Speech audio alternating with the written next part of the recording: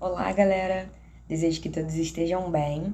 Eu sou a professora Mayara e nessa videoaula a gente dá continuidade ao ano 2 do livro, no qual a gente está analisando alguns aspectos econômicos do continente asiático. Na aula anterior a gente já abordou um pouquinho sobre o Japão, sobre a China, né? Vimos sobre os aspectos econômicos da Índia, algumas porções do Oriente Médio. E quando a gente fala do continente asiático, especificamente sobre a questão econômica, é imprescindível falarmos sobre os tigres asiáticos, tá? Esse assunto está na página 141, então, 141 não, 401.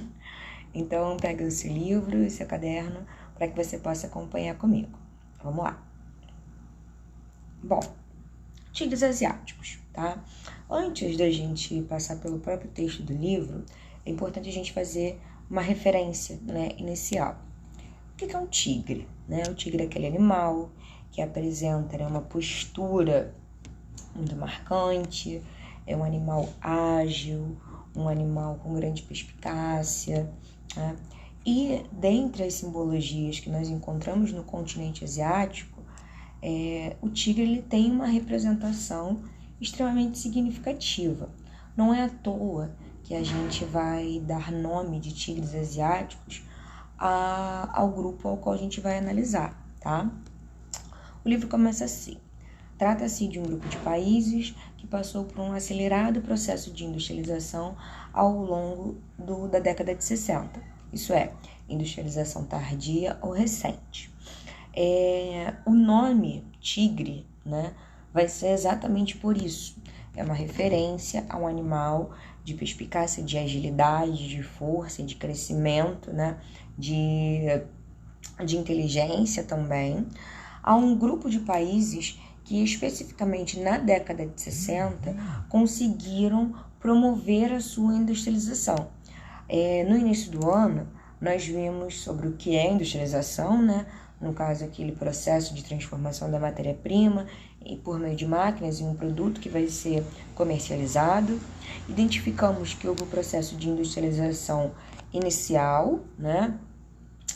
Tradicional, no qual entra Inglaterra, França, nesse contexto bem do início do ano. Depois a gente viu o grupo de países pertencentes à industrialização tardia, no qual tem o contexto do Brasil, tem o contexto do México.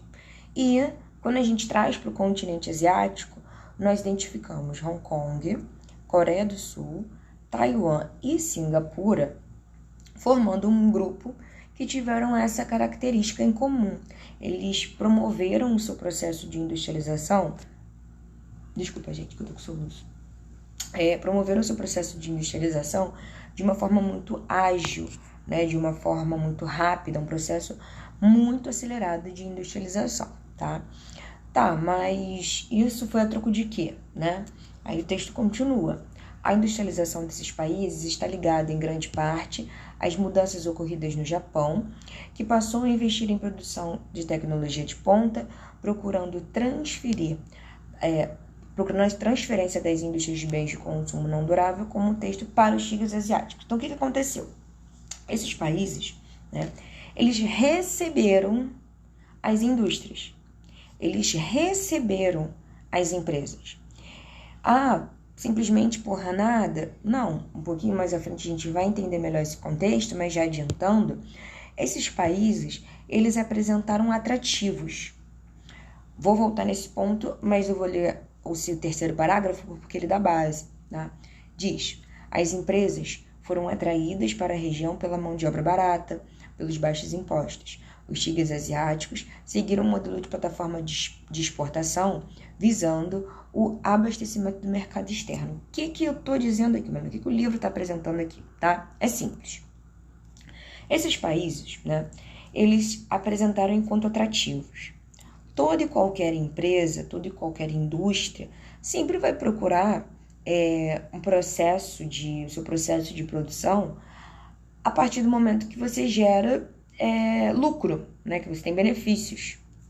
Se em determinado local você já vai identificar, né, que está tendo alto custo com mão de obra, está tendo custo com impostos, questões trabalhistas, questões ambientais, né? Tudo isso gera um custo. Eu não estou falando que está errado, não é isso, muito pelo contrário, essa é a forma correta. Só que as empresas sempre vão em busca de fatores que não gerem impactos não, né? Mas que não gerem, como é que eu posso dizer, um acréscimo econômico. Se existe a possibilidade de você transferir a sua empresa para um local onde você tenha menos custos, isso se torna mais atrativo. E foi exatamente isso que aconteceu. Várias empresas japonesas, né, passaram a investir em tecnologia de ponta e foram procurar locais no qual elas pudessem se instalar e tivessem vantagens. Quais vantagens foram essas? Qual foi o atrativo, né? Mão de obra mais barata, baixos impostos. E um ponto importante que ele está falando assim, os tigres asiáticos seguiram um modelo de plataforma de exportação. É aquela produção voltada totalmente para você vender, aquela produção voltada para fora e não para abastecer o mercado interno, tá? Aí o texto continua. A economia dos tigres asiáticos cresceu rapidamente. Eles deixaram de ser somente produtores de bens de consumo não durável e passaram a investir em tecnologia de ponta. Quando a gente fala sobre as indústrias, né, a gente identificou que tem as indústrias de base, indústrias de produção e indústrias de bens de consumo. Indústrias de base, aquela voltada para a construção civil, né, metalurgia, siderurgia. Indústrias de bens de produção, aquela que vai formar maquinário para outras indústrias. E as indústrias de bens de consumo, sejam duráveis ou não duráveis, aquilo diretamente ligado ao consumidor. A gente vai estar falando de eletrodomésticos, eletroeletrônicos, eletroportáteis, tecidos, roupas, sapatos, cosméticos, né? E inicialmente, o que era voltado, né, para as indústrias de consumo não duráveis, teve esse avanço tecnológico, teve esse investimento em tecnologia de ponta. Aí que vem um ponto, a virada, né? O diferencial em relação aos tigres asiáticos.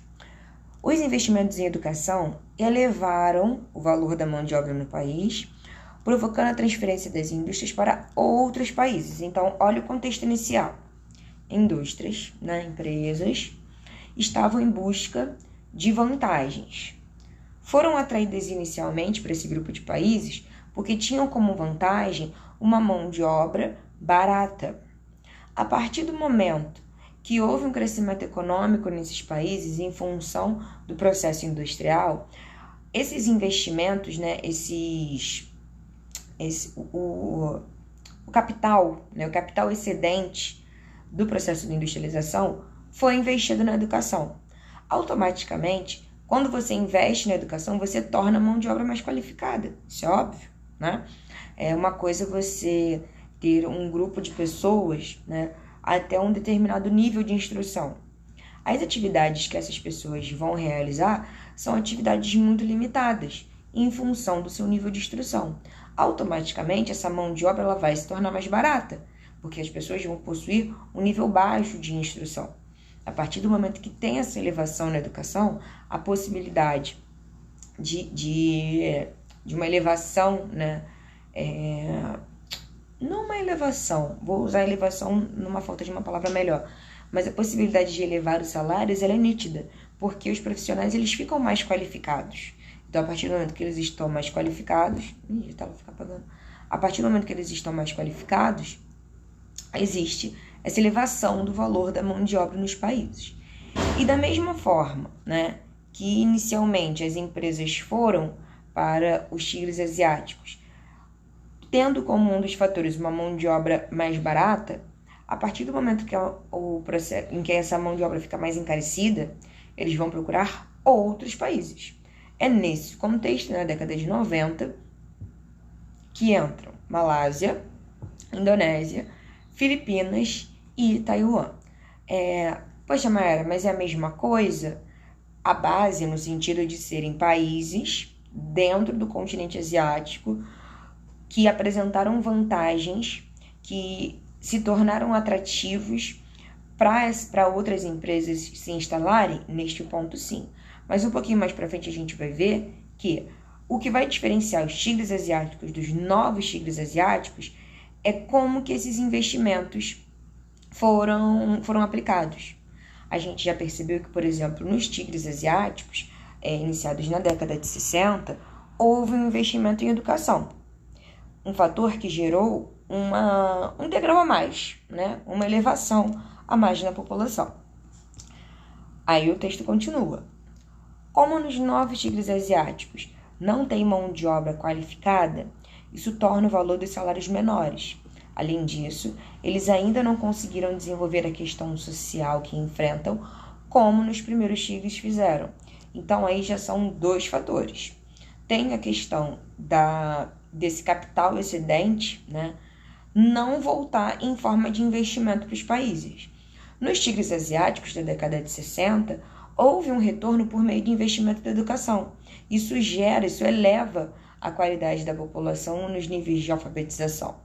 Já os novos tigres asiáticos da década de 90, não houve isso, tá? São países que vão, né, se apresentar enquanto industrializados, uma vez que grandes indústrias vão se instalar para essa promoção, só que essas indústrias vão seguir a mesma lógica de plataforma de exportação, então não é para o mercado interno, é para o mercado externo, e juntam fatores, como, por exemplo, a mão de obra fica mais barata, impostos, recursos naturais em abundância, falta de leis ambientais, falta de leis trabalhistas mais rígidas, e são, por um lado, a gente identifica como um grande problema, porque a partir do momento que você não tem leis trabalhistas rígidas, isso se torna um grande problema para o trabalhador, né?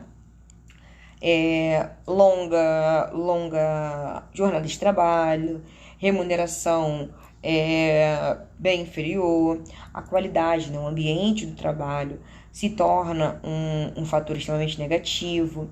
A partir do momento que existe a falta de leis ambientais, né, isso é extremamente prejudicial, porque são gases tóxicos, são resíduos tóxicos, processo de desmatamento, diversos fatores que implicam nisso. O uso indiscriminado de muitas vezes dos recursos naturais, que automaticamente gera também um impacto ambiental. E, né, o ponto inicial, a questão da mão de obra barata. Por que a mão de obra é barata? Porque a população não tem um alto nível de qualificação. A população não é instruída. Faz com que a mão de obra fique barateada. Agora a gente vai ver um pouquinho mais especificamente, né, sobre cada país. Primeiro, o livro aborda Hong Kong, tá? A região de Hong Kong cedida aos britânicos em 1842, após a Guerra do Ópio, tornando-se um entreposto comercial no Oriente. Durante esse período, a região recebeu investimentos ingleses e, posteriormente, dos Estados Unidos, que durante a Guerra Fria também tinha como objetivo fortalecer a presença capitalista no Oriente e impedir o avanço do socialismo. Só lembrando, né? Período da Guerra Fria, aquele período de bipolaridade do mundo, capitalismo versus socialismo, União Soviética e Estados Unidos. Então, dentre o posicionamento dos Estados Unidos nessa região, um ponto, né, extremamente forte é fortalecer o capitalismo, freando o socialismo. O livro continua. Em 1997, a região foi devolvida à China, que passou a contar com os dois sistemas econômicos, socialista na China e capitalista em Hong Kong. Esse mapa... tô passando aqui errado. Pronto. Esse mapa, a gente consegue ver nitidamente essa diferença. Ilha de Hong Kong em verde, a península de Kowloon bem roxinho, os novos territórios e a fronteira internacional. O que é importante a gente compreender dessa porção, né? Atualmente, a região é um importante centro financeiro, concentrando indústrias de ponta e os maiores volumes de exportação do mundo. Gente, é difícil, tá? Hoje em dia, a gente não encontrar um produto que venha... Não, contrário. Ai, meu Deus. pra cá, pronto. Que não venha de Hong Kong, sabe? Um produto no sentido eletrônico, tá? É uma produção em grande escala de produtos eletrônicos, de tecnologia de ponta, nesse setor, nessa porção da Ásia, tá? Depois, ele continua com a Coreia do Sul. A Coreia do Sul recebeu investimento dos Estados Unidos também durante a Guerra Fria e, então, vai sofrer transformações econômicas e sociais com isso. No período de 70 a 89 é que o crescimento industrial ele vai se apresentar muito mais significativo, tem uma diversidade na economia e investiu bastante também em tecnologia, em pesquisas. E aqui, deixa eu ver se eu vou diminuir um pouquinho.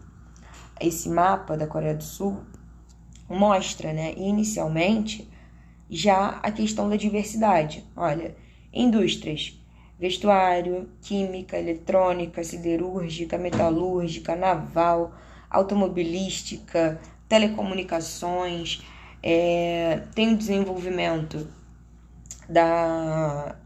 de indústria de tecnologia, Aqui a gente consegue perceber também um aspecto de localização, onde a gente tem os portos importantes, onde a gente tem o aeroporto e toda essa rede, percebam que ela é muito articulada. Essa linha vermelha vem escrito, os principais fluxos, principais eixos viários e a ferrovia. Percebam que tudo está intercalado. E automaticamente, um outro fator que a gente identifica, junto com a questão das indústrias, é o processo de urbanização. Quando a gente, lá no início do ano, a gente foi analisando essas questões de indústria, nós vimos que uma consequência da industrialização é a urbanização. Urbanização é quando a gente tem um quantitativo superior no espaço urbano em relação ao espaço rural. Inicialmente, promovido pelo fluxo do êxodo rural. As pessoas saem do rural e vão para o urbano. O que faz com que as pessoas tenham esse tipo de deslocamento? A indústria, porque a indústria necessita de mão de obra. Então, uma coisa fica muito vinculada à outra. Quando a gente fala de processo de urbanização, a indústria tem um peso muito significante. Percebam, por exemplo, essa bolinha maior é mais de 10 milhões de habitantes. E conforme o tamanho da bolinha vai diminuindo, também vai diminuindo o tamanho da população. E observem, Seul, maior quantitativo populacional. Depois, vai migrando para outros pontos, onde a gente vai encontrar a presença de muitas indústrias, a presença de polos de alta tecnologia, uma diversidade, dentre as indústrias, e elas estão muito associadas à urbanização e à industrialização, tá? Aqui ele continua falando um pouquinho, Assim foram surgindo os grandes conglomerados industriais, conhecidos como os chaebols, que são um conjunto de empresas pertencentes a uma mesma organização e que atuam em diferentes áreas, controlando a produção industrial do país, como é o caso da Samsung, da LG e da Hyundai. Atualmente, esse tigre asiático apresenta ótimas condições de vida para a população, sua economia é altamente competitiva e diversificada e os produtos sul-coreanos dominam o mercado internacional. Como a gente estava falando, qual é o diferencial dos tigres asiáticos para os novos tigres asiáticos? Eles pegaram todo esse excedente de capital e investiram na sociedade, investiram na população. Então, há um investimento em educação, há um investimento na qualidade de vida, de modo geral, infraestrutura urbana. A partir do momento que as pessoas possuem um maior nível de instrução, salários são mais altos, maior poder de compra, melhor qualidade de vida, maior renda per capita. Tudo isso é um conjunto, tá? Depois, na 403, fala um pouquinho de Taiwan. Durante a Revolução Socialista da China, em 1949, os nacionalistas abrigaram-se na ilha de Formosa. Desde então, a China tem apresentado duas estruturas sociais e econômicas distintas. O capitalismo, na Ilha de Formosa, na capital de Taipei, e a outra, que é a estrutura socialista, em Pequim. Na realidade, existe desde essa revolução uma grave tensão da China com Taiwan. Taiwan investiu muito na compra de equipamentos médicos militares diante da ameaça chinesa continental. Como tigre asiático, Taiwan recebeu investimento dos Estados Unidos durante a Guerra do Vietnã como forma de fortalecer a presença capitalista no Oriente. O país tem indústrias têxtil, naval, eletrônicos e petroquímica. O contexto é muito parecido, tá? No sentido de que o processo de industrialização automaticamente está relacionado ao processo de urbanização. Tem a questão dos investimentos dos Estados Unidos, né, no sentido de frear o capitalismo, só que o ponto diferente aqui é a questão da indústria bélica, tá? E acho que deixa eu só subir aqui um pouquinho para ver, é o último mesmo. E para finalizar, o livro aborda Singapura. Essa ilha apresenta uma das economias mais fortes dos tigres asiáticos, fundamentada na indústria de alta tecnologia, nos serviços bancários, portuários e no turismo. Caracteriza-se por adotar uma política econômica internacional altamente competitiva. As principais indústrias no país destacam-se a petroquímica, a eletrônica e o ramo farmacêutico. Olha aqui, né, vamos analisar esse mapa. Deixa eu ver se eu consigo aumentar ele um pouquinho. Bom, vou botar aqui, tá? Vamos analisar. Primeiro, tá mais clarinho, né? Zonas agrícolas predominantes, espaços verdes protegidos, zonas residenciais, cidades novas, centro das cidades, áreas industriais. Percebam que a gente tem uma concentração bem significativa em alguns pontos. Por exemplo, em áreas residenciais e também nas zonas industriais, a gente tem universidades. É à toa? Não. Por que não é à toa? Os principais polos de pesquisa ficam nas universidades. A partir do momento que se tem a preocupação, o interesse, investimento em tecnologia, em busca por novas tecnologias, se faz necessária a presença das universidades, tá? Não é o caso aqui, mas eu acho sempre importante a gente fazer um parâmetro do que a gente estuda, né? Entre aspas, o que está no nosso material didático com aquilo que está na nossa realidade, tá? Não sei se vocês chegaram a ver recentemente, tá tendo uma grande repercussão em torno da permanência ou não da UERJ. UERJ, Universidade Estadual do Rio de Janeiro. Não é o ponto aqui a gente discutir até que ponto isso está certo, até que ponto está errado, quem está falando a verdade, quem não está. Não é esse o ponto, tá? Existe depois um outro espaço para a gente debater esse assunto. O ponto aqui é entender que em uma universidade é que a gente encontra os principais centros de pesquisa. Então, a partir do momento que se cogita, né, seja o fechamento, seja a remanejar, seja uma modificação, né, não benéfica para uma instituição, isso é extremamente prejudicial, porque a gente está eliminando um polo de pesquisa, um ponto de pesquisa, tá?